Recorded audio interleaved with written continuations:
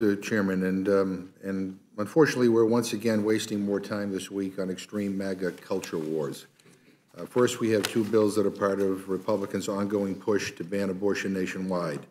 It's absurd. I mean, every single week, we're here with bills to criminalize abortion, ban abortion, punish people who get an abortion, and push these extreme bills that take away women's freedoms. H.R. 6914 makes it harder for students to receive complete and accurate information on their rights and options regarding abortion. It omits any requirements for schools to distribute medically accurate and comprehensive information regarding pregnancy, including information on abortion services.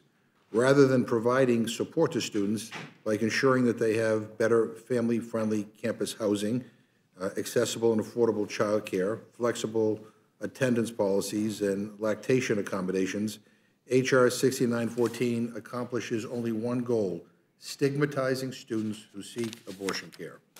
We also have H.R. 6918, the Supporting Pregnant and Parenting Women and Families Act, a deeply misguided name for a bill that does no such thing. We hear from Republicans about how pro-life they are. I mean, give me a break. These bills aren't about life, because if they were, Republicans would be advancing policies that actually support life. We could be addressing the growing child care crisis, expanding access to paid family and medical leave, or tackling childhood poverty, or trying to end hunger that exists in this country amongst millions and millions of children. I think our former colleague, Barney Frank from Massachusetts, I think put it accurately when he said that Republicans seem to believe that life begins at conception but ends at birth.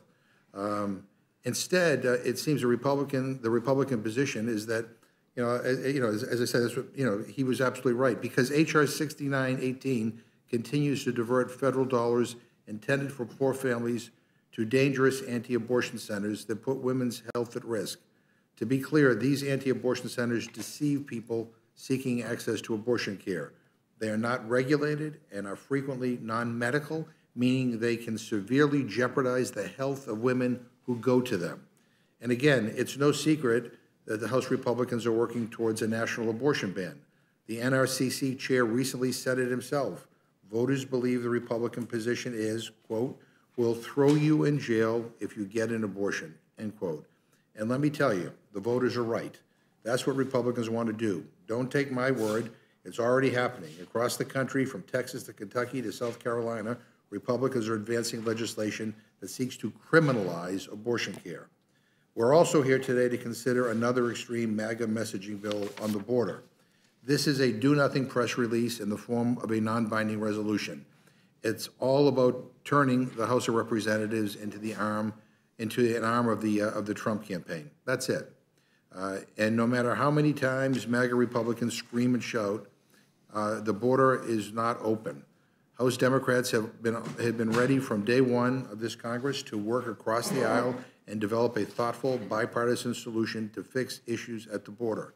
But Republicans don't want that. They don't want to solve any of the border security problems, because if something were to get done, Republicans would no longer be able to campaign on it. And in fact, Speaker Johnson literally gave away the game over the weekend. He told Republicans he doesn't want an immigration or border deal with Democrats, because then they all can't demagogue the issue. It's pathetic.